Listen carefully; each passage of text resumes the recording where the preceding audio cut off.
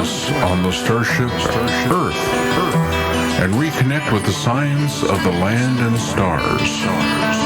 From the depth of the oceans to the top of the cedars and beyond the galaxy.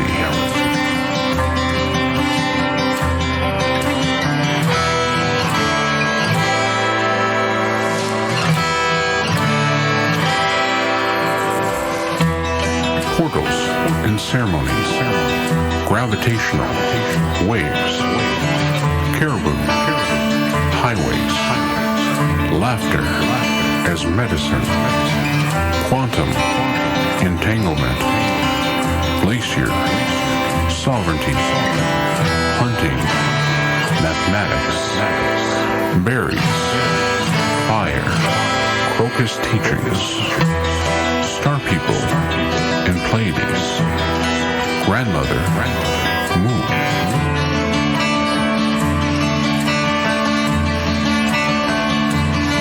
Tellings from Stones to Stars on the Ancestral Science Podcast, a place to learn the sciences of the 7 directions.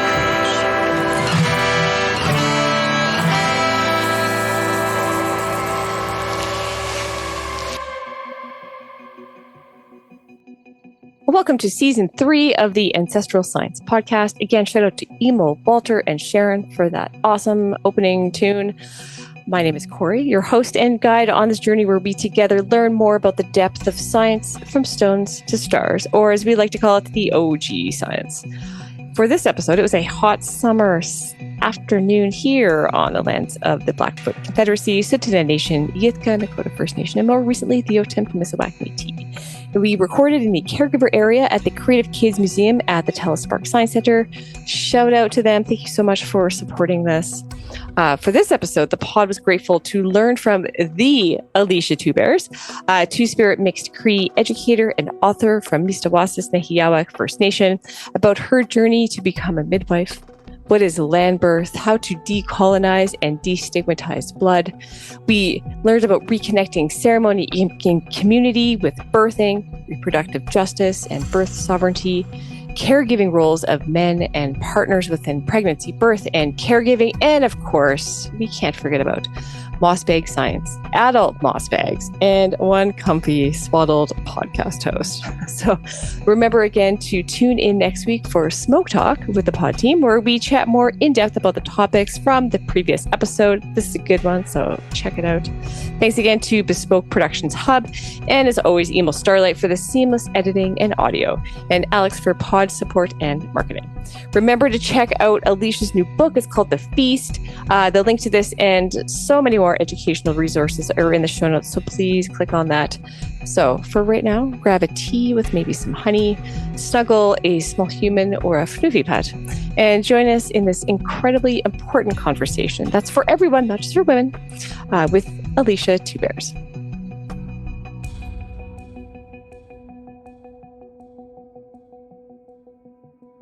So we're grateful to speak with Alycia Two Bears today.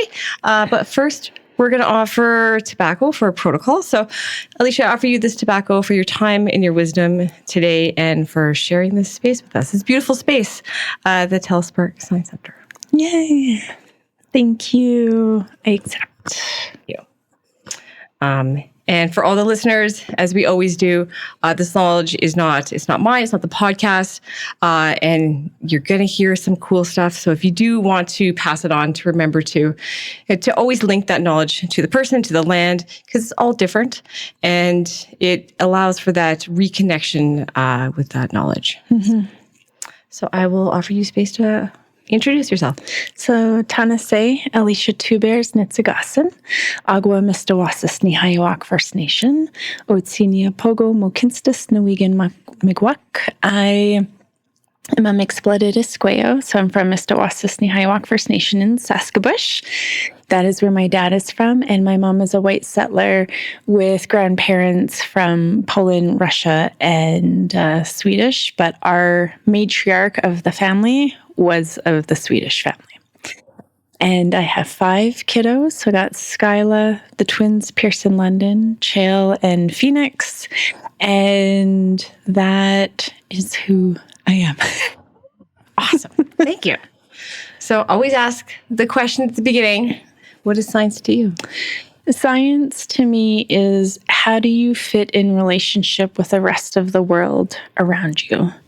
And that can be from extremely small to an atom to extremely large to your existence. And how do you move through the world at every which level? That was a great answer. I should write that down. The focus on relationality of the big and the small. Absolutely. And it's, how everything is connected in every aspect of life. Right. And more than human, right?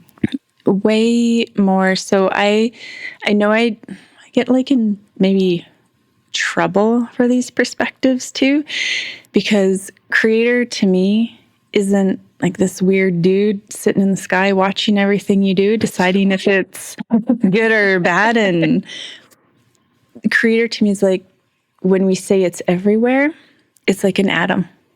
And it shifts. So when you speak to something, when I give gratitude in the morning, or when I'm asking for something from community because of what I've heard in ceremony, it alters the vibrations, what other people hear. And that to me is like an atomic level of, it's literally everywhere and within everybody and everything. And that is what I'm giving gratitude out to, on top of my ancestors. Yeah, it's the flux. It is that quantum connectedness of frequency. Yes. Yeah. We got deep fast.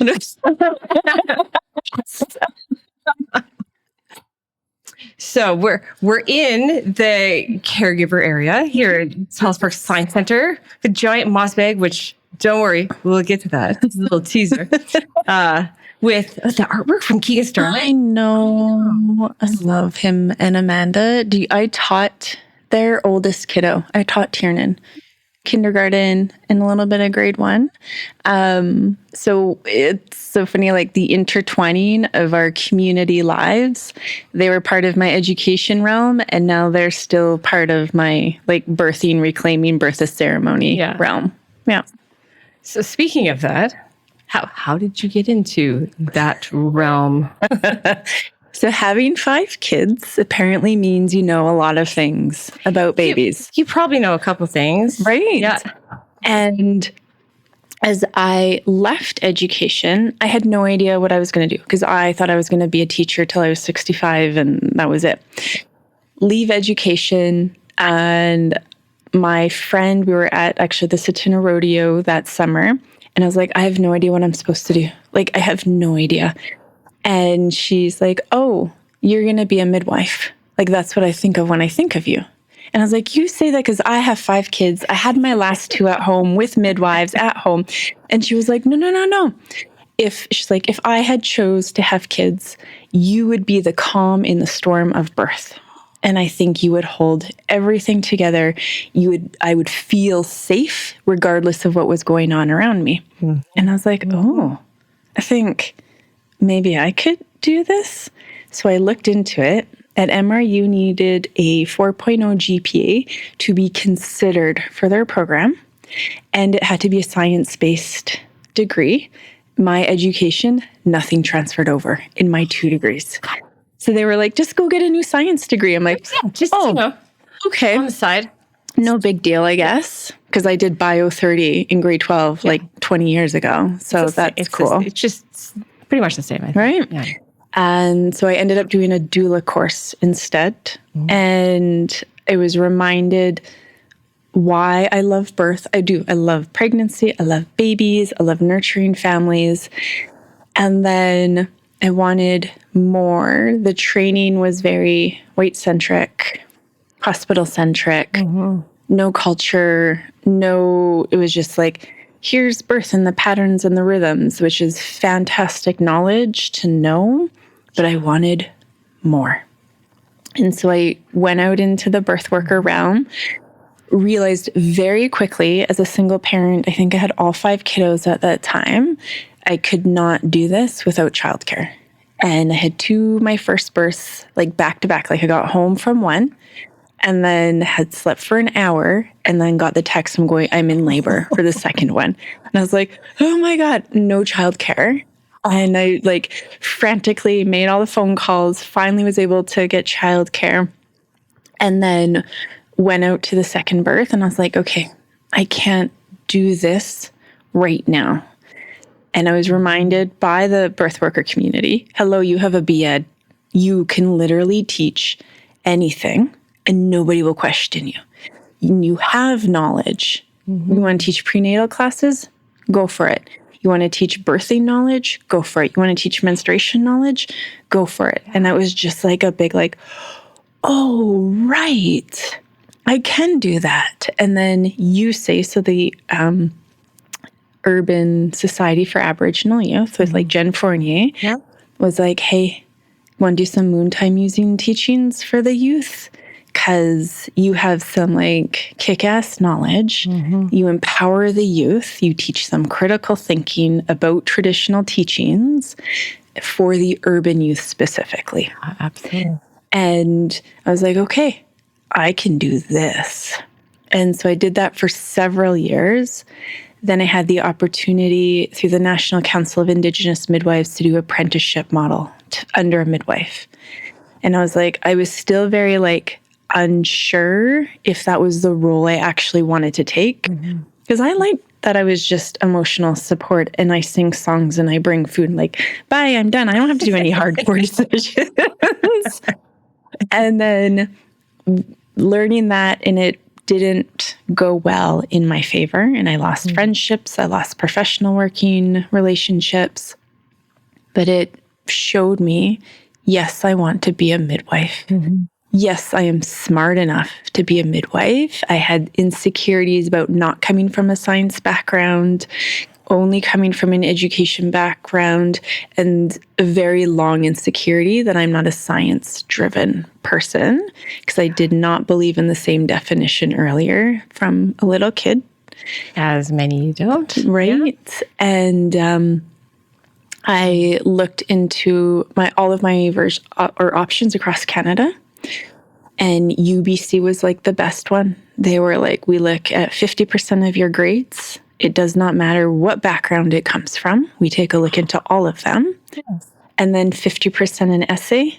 Why midwifery? And what have you contributed to this realm already? And I was like, oh, a lot in the last 8 years. Yeah. And they're like, we fully recognize that not all great midwives are academically strong.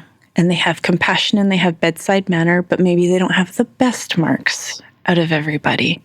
And so they seek that balance, recognizing a lot of women folk come after they've had their children, had a midwife, want to do this.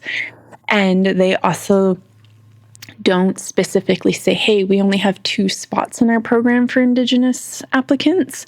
We prioritize Indigenous applicants. We do not cap it. Wow.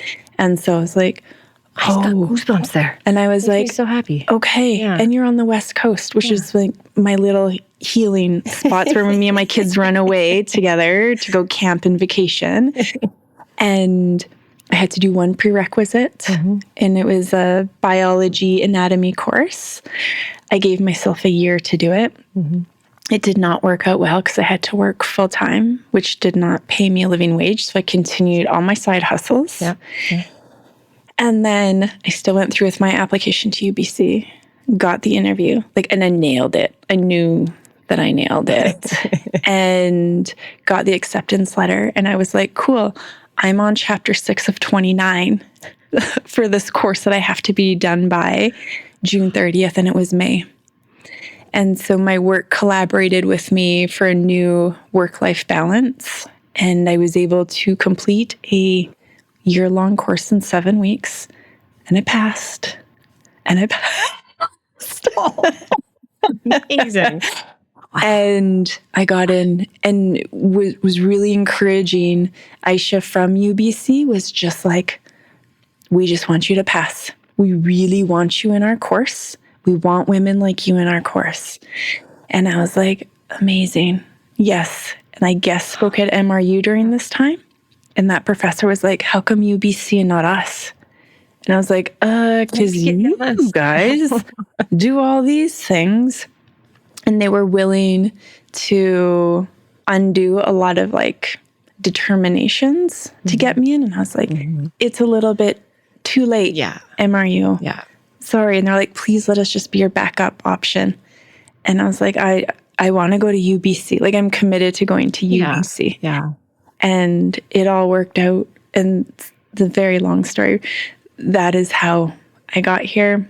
And when I think about without any of this formal education background, I still got the texts from the mamas traveling in the States where they couldn't afford to go to the hospital, but they're pregnant, they're bleeding, and they're like, is this normal? And I'm getting the picture. So I get the pictures of teeth, babies' diaper rashes, babies' faces. Is this normal? And I'm just sort of like, well, A, B, C, D. Okay, you know what? That's normal. That's normal. That maybe is like, I would still go get baby checked out, like just in case, but wait till the morning, get some sleep. And because community determined first this role for me, there are, yes, I want to do this, but even more importantly, my ancestors and community are like, no, you need to do this. Yeah. Yep. That was a heck of a story.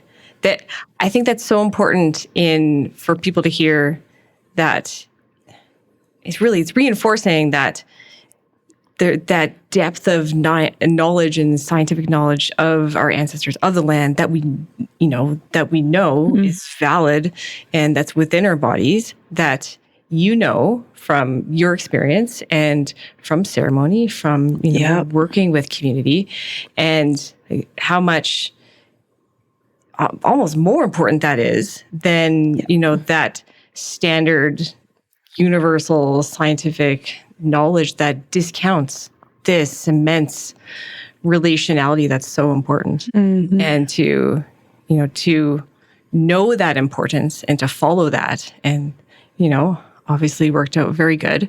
I think a lot of people need to hear that. Right? And I'm like, go get your dreams. Yeah. If you want them, there will be the weirdest pathways will open up for you. Yeah. And because I already had 2 degrees, they're like, oh, don't worry, we'll let you in. Obviously, you can do university. You've done 2 degrees. So I literally only had 1 course to do. I asked allies and friends in the medical realms to pay for my courses. They did.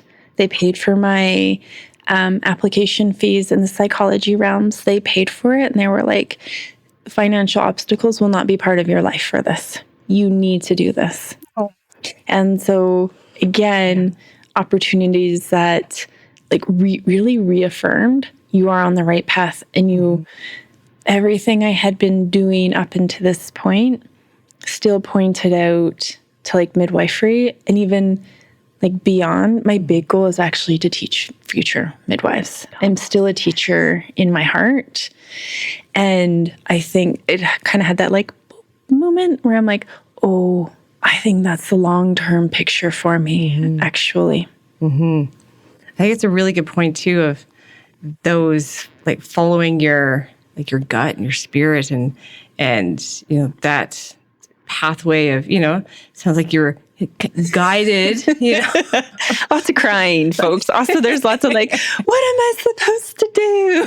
If you don't understand ceremony, there's also a lot of just like crying. And the only so here's with birth, the only thing you get to control is your breath. That's it. Right? And in birth, and this has been my greatest like gifts to the people I've been able to support. I'm like, the 3rd round when it's hot and you're tired and you just want to leave. I'm like, I'm sorry, babe, you can't, not until this baby's born, but you have survived how many 3rd rounds? Yeah. This is another one. So true. Huh. It's a great way to look at it. Yep. Yeah. Yeah. It's interesting, following that, that intuition almost, when I was doing, still imposter syndrome. Still, that doesn't go away, I don't think, but maybe less so. But I remember, like, I knew I had to do this work. I'm like, I don't know. I don't even know. What is Indigenous math? This doesn't exist. I don't know if it does. The elders are saying it is. Sure. Shoot, I got to do a PhD now. I don't know. I don't know what it is. Do I need to know that? Do I need? But it's like, I knew that's, I think also with that guidance and through ceremony, it's like, okay, I got to do this. And I think that method of learning and that method of science is so overlooked purposefully within, academia, within, scientific method. And, look what can happen if you listen to that. Yes. And I'm sure like a lot of, I'm not a mother, but I'm going to assume that a lot of that, reconnecting with that intuition and that's a huge part of birthing. It is. We, when I show up and I lay tobacco, like, so when I leave my house, I leave tobacco and I just say, please let everybody live. That's like a big thing that I want. And then if it's at their home, birthing center, hospital, same thing, leave tobacco there, but also as an offering for their ancestors to watch over them. Who are your warrior protective ancestors? Put them at the doors. Yeah.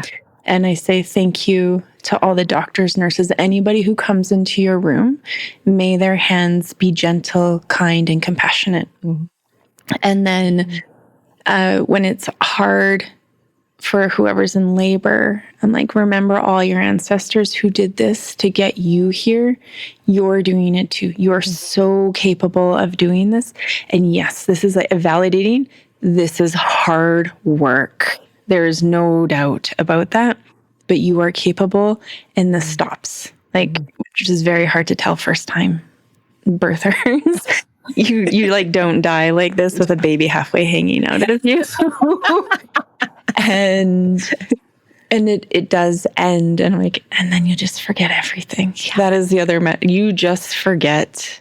And everything. Then that's why you have a second. And then right, and a fourth, right? Right. And then third one, just, this again. I'm like, Yep. Okay. I've heard that story too. Yep.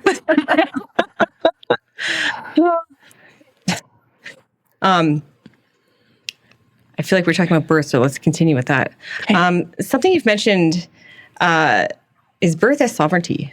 Oh, yes. Can you explain?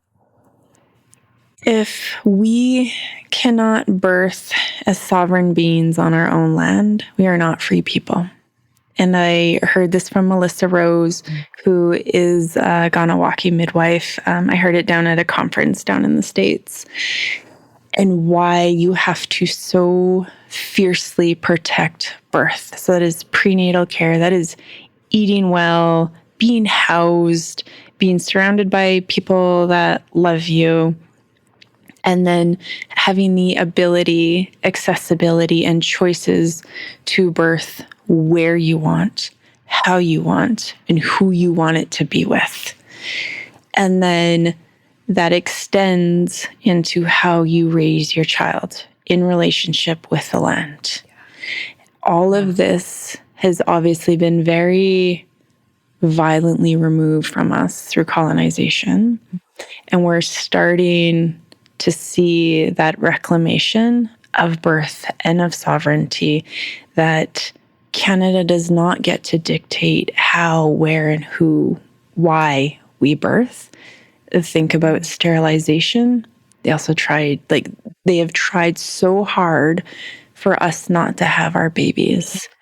And we have always been amazing parents because we chose when we wanted to be parents. Like, conception was very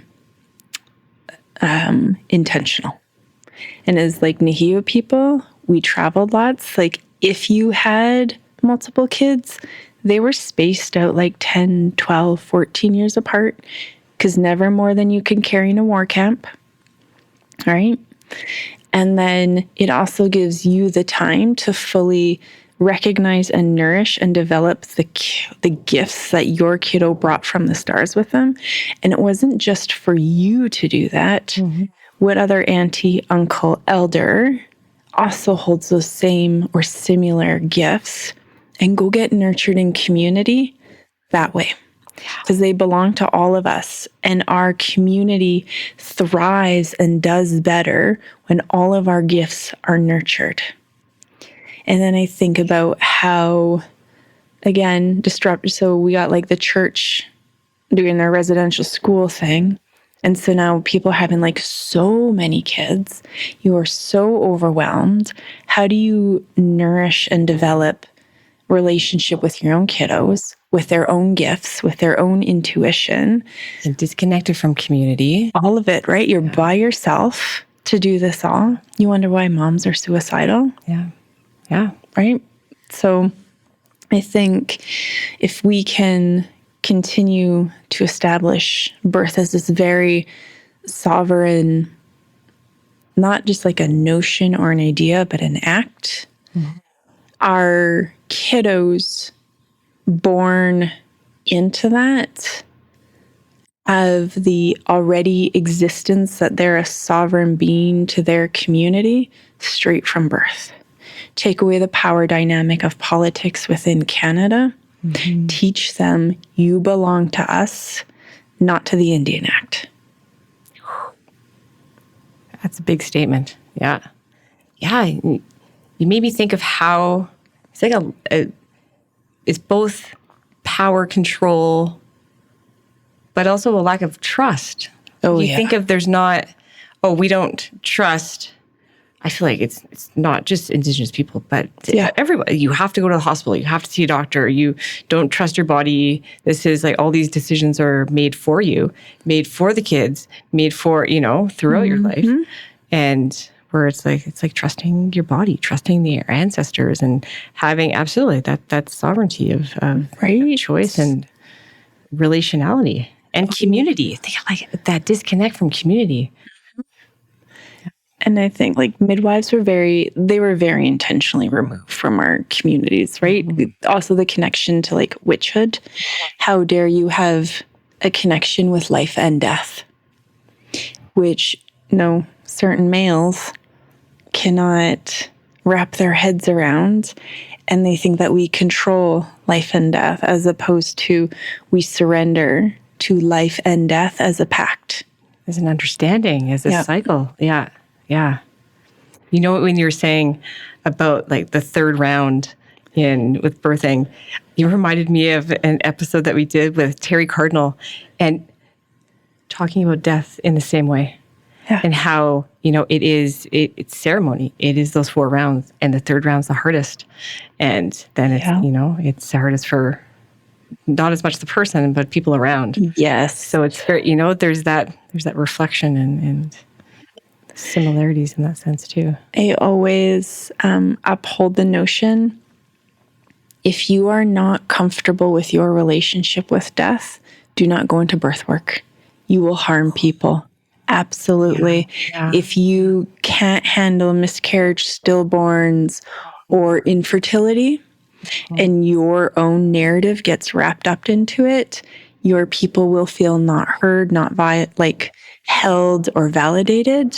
And that will continue on trauma through the medical care systems or through community-based systems if you are not healed from the loss of your own child. And so before you shift into this, recognize, what is my relationship with both? And if I can't honor both, simply don't do it, please.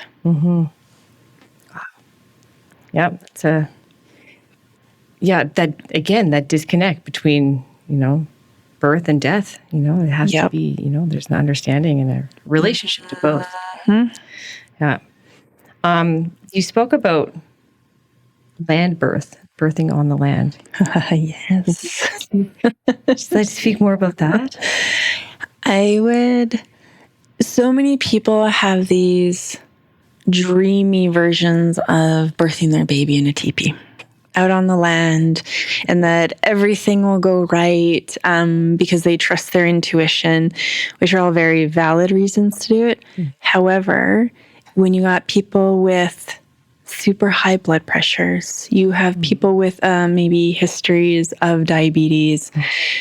These are not the safest circumstances for everybody. Yeah. And you are setting yourself up to traumatize your team around you because you want to parade your birth around a ceremonial.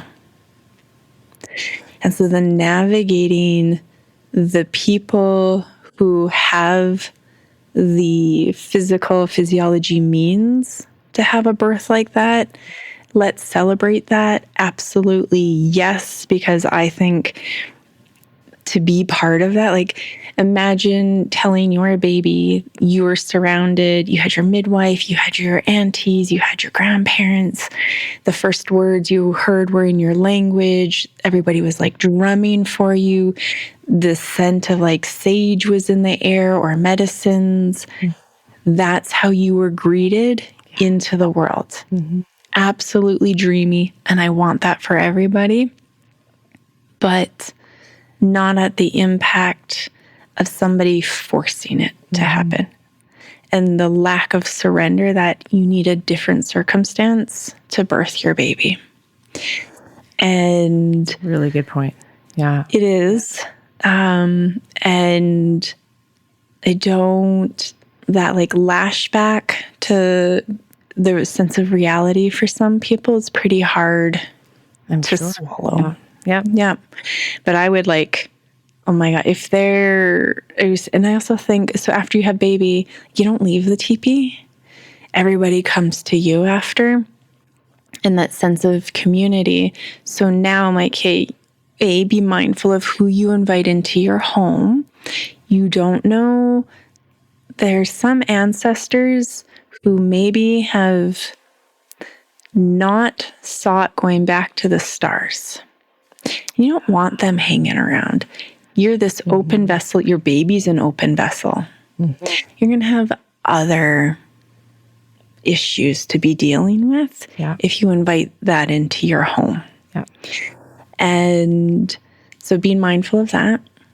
People who genuinely want to not just hold the baby, but hold you so that you as a family can relearn, what are we doing? How do I take care of my kiddo?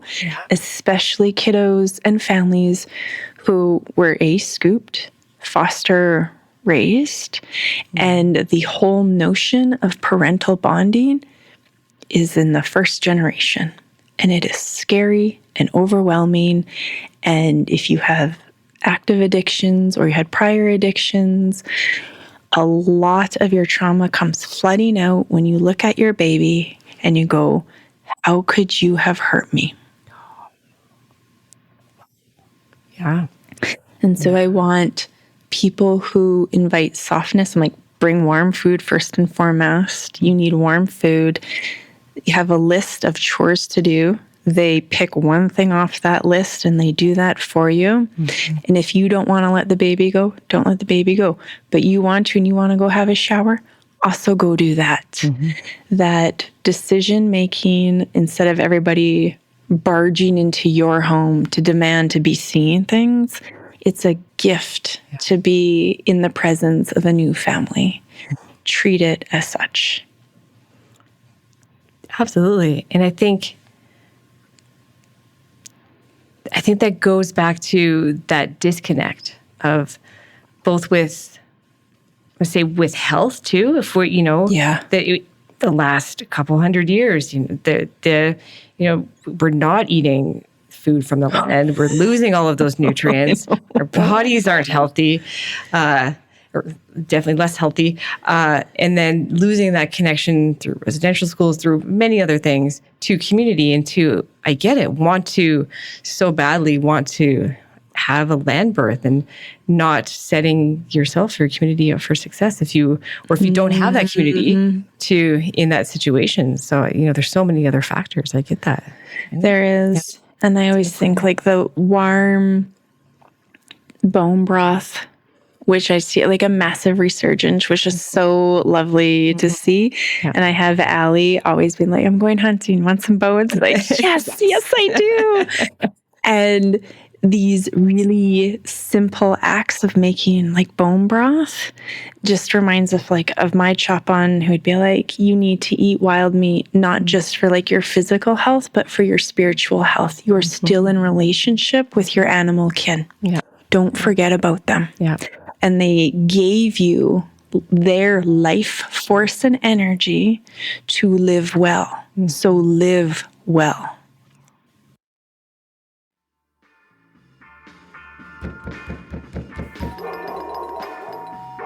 Oh, can you just give me 1 second? I think my bead dealer is at the door. I really need to get this because I got this medallion I just got to finish. So just maybe listen to this and I'll be right back. Tribe Artist Society uses hip-hop, art, and indigenous culture to bring together people in the spirit of reconciliation. We create a bunch of sober spaces where hip-hop lives. You can find us at tribeartistsociety.com or at Tribe Artist Society on Instagram. We'll see you there. Okay, I'm back. I got these beautiful glass beads. Let me tell you, fantastic. I'm excited to get this done. Anyway, sorry. We're back. We're back. Absolutely. Yeah. I want bone broth now. Let me just make me a mug of bone broth. I want to switch. Not really. I'd love to talk about decolonizing blood. Oh, yeah. And just, it has bothered me so much, this stigma of menstruation, of moon cycles, of in general, but also in connection to community as well. Yeah, would you like to talk about decolonizing blood? I would. This is the number one, right? It is. 3-hour conversation. Stay tuned. I am hired a lot for this. And decolonizing blood to me is your relationship with your body. I'm like, we all deal with blood first and foremost. And then we put onto our plant kin, we go, are you male or female? Why are you doing that to a plant that's actually like gender neutral? And then I look at like Nêhiyawak language, it's gender neutral. So the impact of colonization said, are you women's medicine or are you men's medicine? And how come we're limiting it to that? Mm-hmm. And so in my lodge teachings, Two-Spirit Métis elder who's like, plants love you, period. Some of them work better with blood, with moving blood, with stopping blood, with encouraging blood. Yeah. And so we've now decided, though, that's women's only knowledge. I'm like, no, it's not. You go hunting and you get scraped, you fall. That is blood knowledge. And then historically, we were moved away from moss. That is a blood tender tour, putting it on like as a bandage, catching it, using it in moss bags. But we were shifted away from where moss location was when we were put on reserve. And then you think about yarrow moving blood either to or away, but that's like a huge controversy in the midwifery realm too, yet whether or not to use yarrow. And then as I teach the youth, I said, okay, we all got different teachings and we are as varied as the land that we come from. However, when it comes to like moontime teachings, think about why the language is now, you can't come here. And they'll say, oh, it's because you're too powerful. But you're not so powerful that all ceremony shuts down to make sure that your kitchen is stocked with food, that your children are taken care of, that you are taken care of. And then it gets brushed off to like, oh, well, no, that's women's. Other women take care of women. That's how it's always been. I'm like, it sounds like to me somebody gets out of doing a lot of caring to community where over 50% of you are bleeding at some point in time. Weird. Sounds familiar. Right. Yeah. So... and then don't touch medicine because you're too powerful. What is too powerful? There is no such thing as too powerful. There's simply, you are powerful. And I was like raised with that veil between us and the ancestors. Our dreams is thin. We are this vessel where we can pray for everybody else. It's almost like it's being amplified. So we would say, come to our lodge. We welcomed girls on their first time of bleeding. We will feed you. You can rest in the lodge. We just ask that you pray for everybody. That's it. That's all you got to do, because we value your genuine power of intuition, of dream knowledge at this point in time in your life. This will be happening every month. Please start accepting to the notion you need rest, as opposed to the capitalistic driven, well, feel nothing, take some birth control, skip your period altogether, totally mess up your hormones in order to produce. Because how day, 'cause that's not valid. Yeah, no, that's not a valid sick day. And when I teach the youth, I say, start tracking so that you can start navigating, and don't use an app. One part we have witnessed in the United States, it's being used to criminalize people for early miscarriages as a form of murder when you had nothing to do with it. And Alberta's always like, a step behind. So track on paper. So there's no data to ever criminalize you for simply existing as your body does. And then if you can look at your calendar, especially if like you're in university or work, if you're in the creative endeavors, start to notice when you're the most creative during your cycle. When do you need rest? And start navigating your life around that. I said, and if you're in university, you're going to know, like you have exams, you have papers due, start navigating then. Okay, maybe I'll finish this paper a week earlier, or I'm already know I'm going to ask for an extension and I'll do it a week later. If you're in art school, look at your deadlines and look at your cycle and be like, I'm going to work on it critically in these points in time where I am the most creative, and then I can let it sit and then I can reflect before I hand it in. And telling the youth this, I'm like, it is your birthright to participate in life like this. It always has been. We used to have like lodges. You would just go rest. You would be fed. Think about like the warm bone broth still coming to you.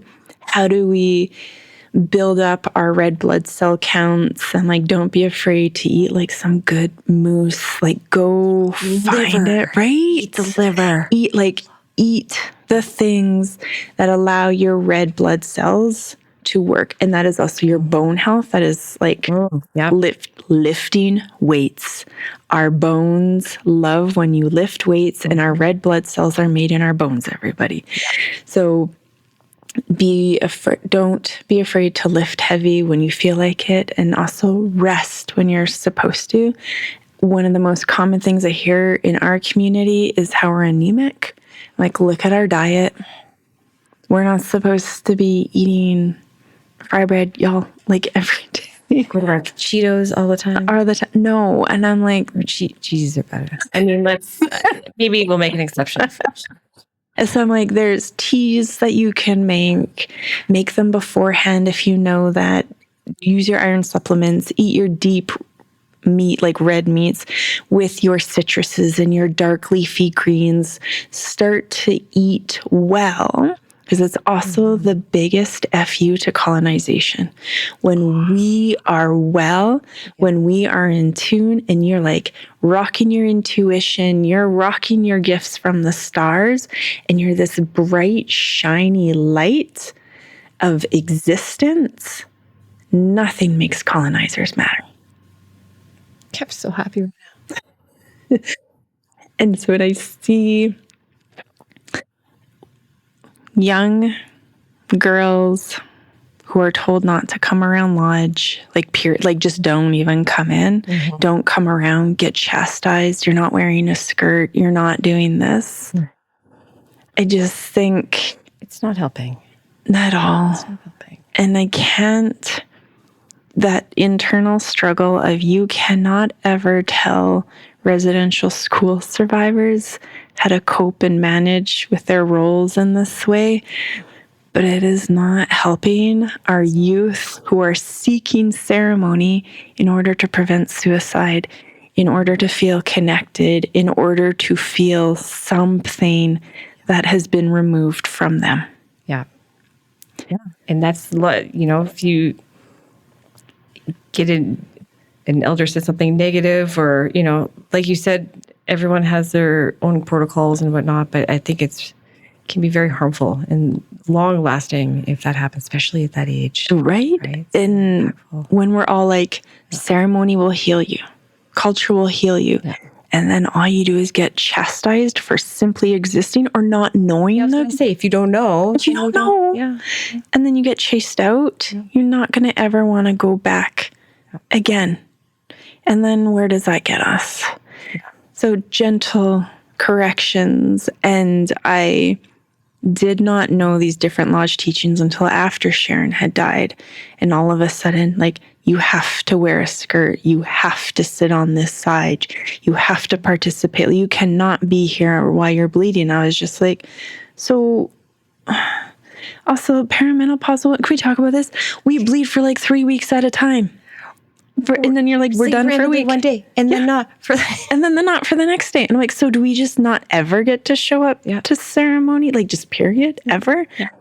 And I hope that as newer elders are coming into taking care of lodges as two spirit kin, or sort of taking our place in hosting and holding ceremony, a lot of these like insidious practices from the church die with the shift. Yeah, that's the hope. Do you want to talk about some of the science of moss bags and why they're significant? Why are they important?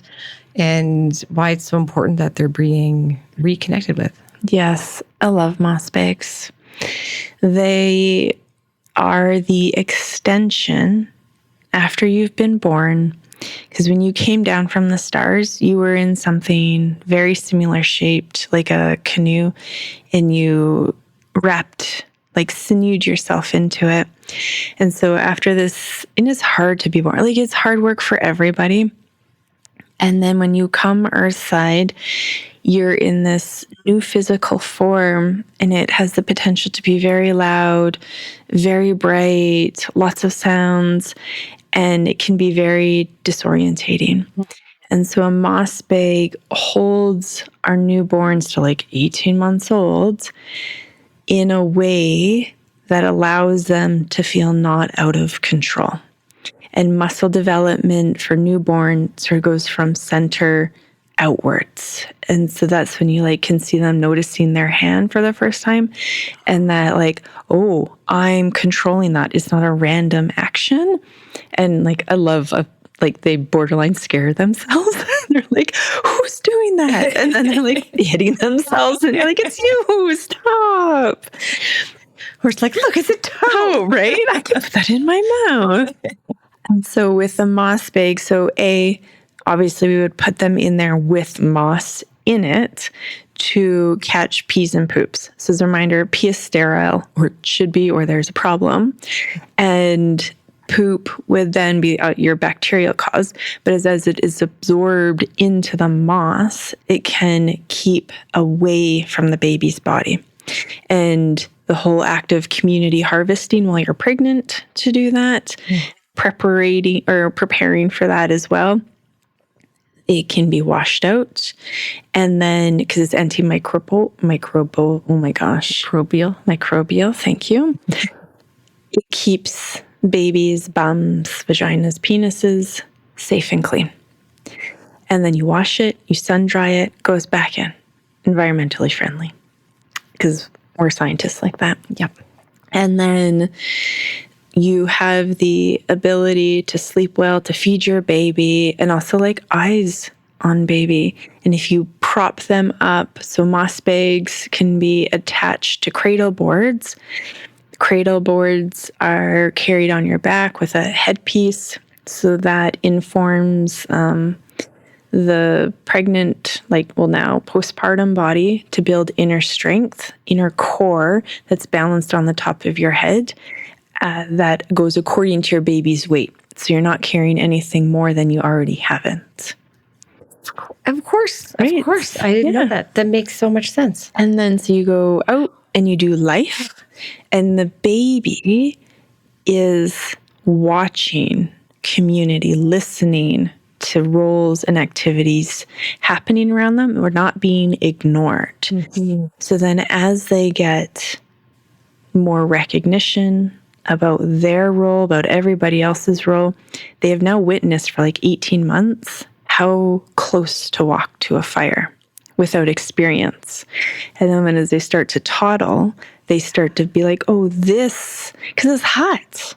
I now see what hot is. Mm-hmm. This is why everybody goes this direction. Watching them cut with knives, any form of hide work, they know how to do, and to play with instruments and to play with their hands. We never were like, that's too sharp. Don't do that. It was all about keeping safety and learning at forefront and trusting your kiddo. Mm-hmm. But they've watched everybody do this. And then they're able to move their feet, their legs, their arms a little bit. So you're still developing that core muscle as it goes out. And then once they're very in their toddlerhood and mobile, they have done the ceremony of the first time that they've touched the grass, and they're ready to have that earth side connection firmly with their land and their feet. They're ready to explore that brand new relationship, which will hold us for the rest of our lives. And you think about the sense of safety that babies have in that. So we were always criticized from Jesuit priests for coddling or spoiling our babies because they didn't cry, because we met all their needs. We didn't wait on a wet nurse in another room, in another wing from far away to take care of a baby. Mm-hmm. And that meant nurturing. That meant tending to. That meant taking care of, as though you were an important member of society. You're not simply an heir, spare, or the stable boy to do something for you. And this gift of the moss bag, worked for us for over millennia. So we didn't do it just because it was easy and it's beautiful and it keeps the baby out of the way. We did it because it kept our babies alive and thriving and well. It helps postpartum reactions. If you think the left-right brain, as you lace up your baby, you have to use left-right brain thinking. And then sometimes you think, this is maybe the only thing I can do right today. But I did this, and I'm a good parent. Mm-hmm. And our rates of postpartum reactions and depression, we simply did not have that. But we also had everybody around to help take care of you. Yeah. And you were fed well. You had a chance to rest. Your baby was close to you. And even I think about if your milk supply was having issues, you would have nursing aunties, sisters around you to nurse your baby. And then your milk kin on top of that. So I think that moss bag takes care of us. And I mean, settlers will say swaddling is safe, and you can do that in the hospital. But moss bags are dangerous because of a sinew or some sort of leather lace that babies can't even reach or grab. So that inherent racial bias still very present, slowly navigating its way out, but it's entrenched there. It is so entrenched.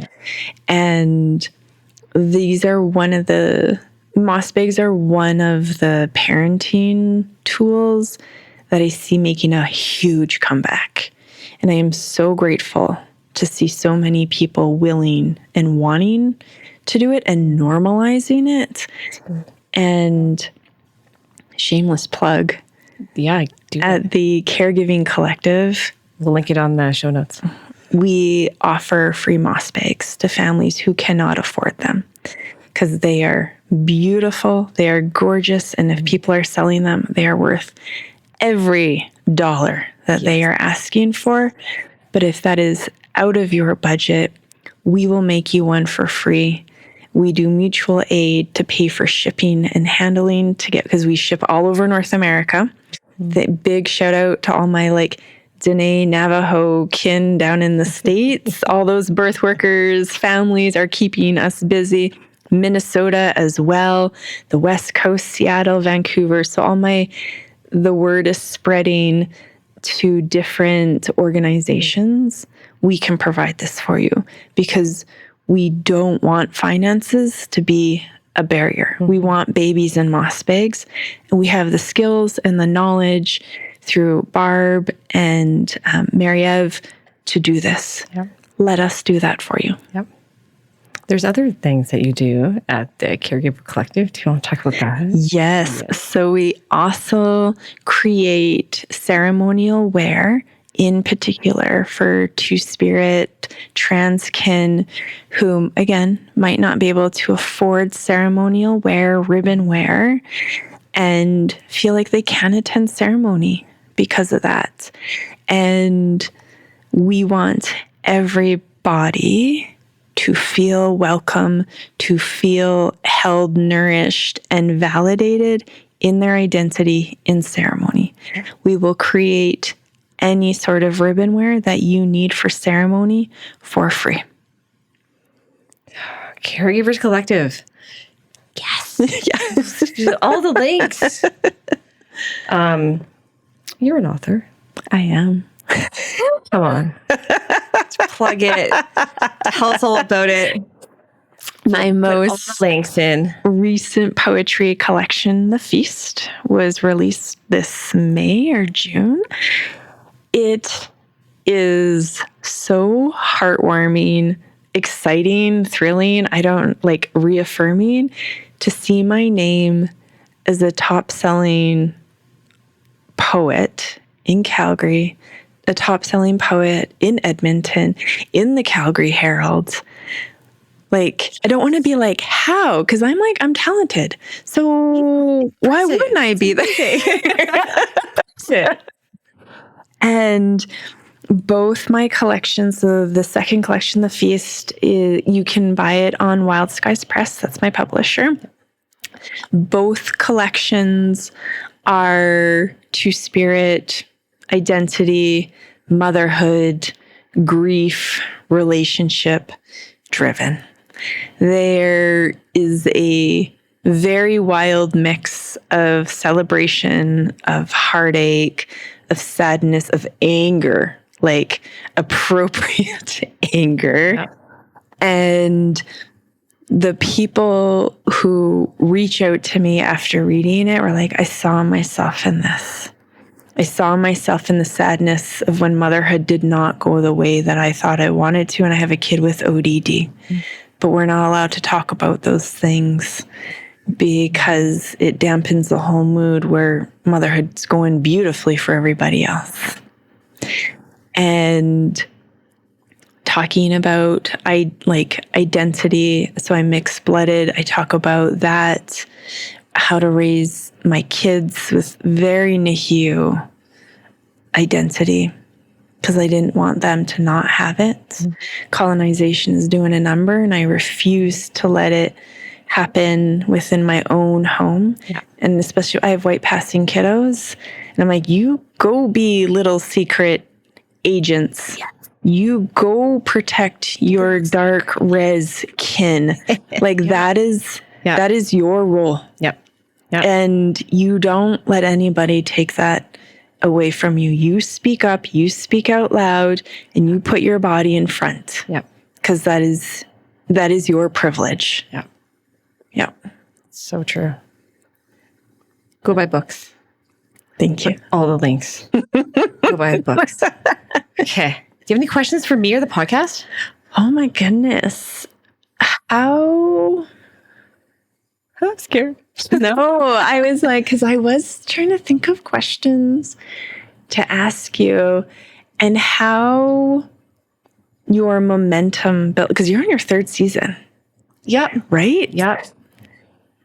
How did you find your momentum build from like your original idea? Are we building? I don't know. I feel like we're just chugging along, trying to scrounge up money. So I brought a box of merch here because they just give it away. I don't sell anything. I appreciate free merch, by the way. Anybody ever wants to give me free merch from your organization, I'm over here. I'll take it. I can't charge for that. But you can go on the website and buy something if you want to. It's great. All the money goes back to the pod, goes back to the honoraria. I don't take any, I promise. I really don't. But I feel like I have this huge list of people I want to talk to. And I love learning. I love this journey of bringing together these different ways, multiple ways of knowing science and from different lands. And we just got a grant from Cultural Survival. Do you know them? Oh, no.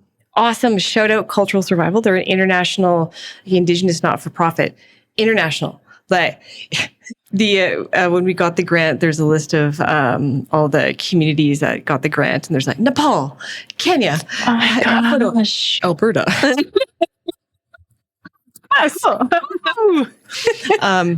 And we're doing a 4-part, it might be more, series on science of the 4 directions. And I wanted to look at one topic and how that is different in different places, or how different communities. So it's not, there's that global Western science of, this is the standard universal, it's all the same around the world. But that's not what Indigenous science is. How do we look at this from multiple perspectives? So did go on a little, I was gonna say vacation. Interesting. It was a journey to Majorville with some elders, and there's some scientists that are going to join us and look at the connections of those locations to different medicine wheels. I want to connect it down south. I don't know, Navajo, or farther, or up north, or New Zealand, Australia. Please let me know if you have any ideas. Anyone listening, or yourself. But it's just, there's just so much more. I just want to share the knowledge. And that's what I started it, because Casey Eagle Speaker said to me, knowledge that is not shared is not knowledge. Yeah. So like, okay, how do I do this in a way that's at least through oral teachings, that at least I don't want to say I have control, but it's not like this is a different network that I just give, that they edit and do it. Like we can do anything. We have all of the episodes. Community can have whatever they want, or use, the episodes however they like. And we have, it's a little bit more, I guess there's sovereignty in these teachings. Yes. We try to give back when we can and follow protocol. So yeah, that's really, I don't know. I just want to keep doing it. And the crew, I should pay more. So well, appreciate it. But grant writers out there, you should help them write grants to get people more money. But yeah, we just want to do it. So it's fun. We get to talk to cool people like you. Aww. So. Emel's very excited. It's like, are we? Emel's not here. Emil, you're listening, but it's fine as you're editing. Emel's like, are we talking to the Alycia? Oh. So on our calendar invite for today for recording, it's like recording with the Alycia. So there you go. You're famous. Like, so I was part of a teaching down like Aya Ora. And I joined it as a student, and I was super excited. It was like she's very much about birth sovereignty, and she's from further down south, and so is her husband. And she was just like, we're doing our little introductions, and same thing. She was just like, from North America, this like wonderful human with all these teachings. And I can't believe she decided to join this cohort. And I was just like, eating my popcorn and like, who's here? That's so exciting. She's like, Alycia Two Bears. And she's like, if you have anything to ever share or to teach, she's like, you just do it. And I was like, oh. And as I like met more birth workers everywhere, it is nice to hear that like, I've heard of you, and not in a like, way. Mm-hmm. And that's my affirmation again, when community is like, we want to hear your stories. We want to hear your knowledge. And I fully agree. You have to share it. Yep. You cannot hoard it. You will get sick if you hoard your information and your teachings and your knowledge. Your community will also get sick if you do not share it. Yep. So when I have opportunities like this to reach, and so I think that birth is really niche, and I'm like, not everybody wants to hear about this. And I was guest speaking, and I had said that, and this gentleman stood up and he thanked me for my talk. And then he's like, it's not niche, by the way. And I was like, what? And he's like, everybody here literally has been born. It's true. And I was like, oh, yeah, you're right. Yeah. You are so right. It literally affects everybody. You ready for lightning round? I'm ready. Lightning round? Let's go. Quick lightning round.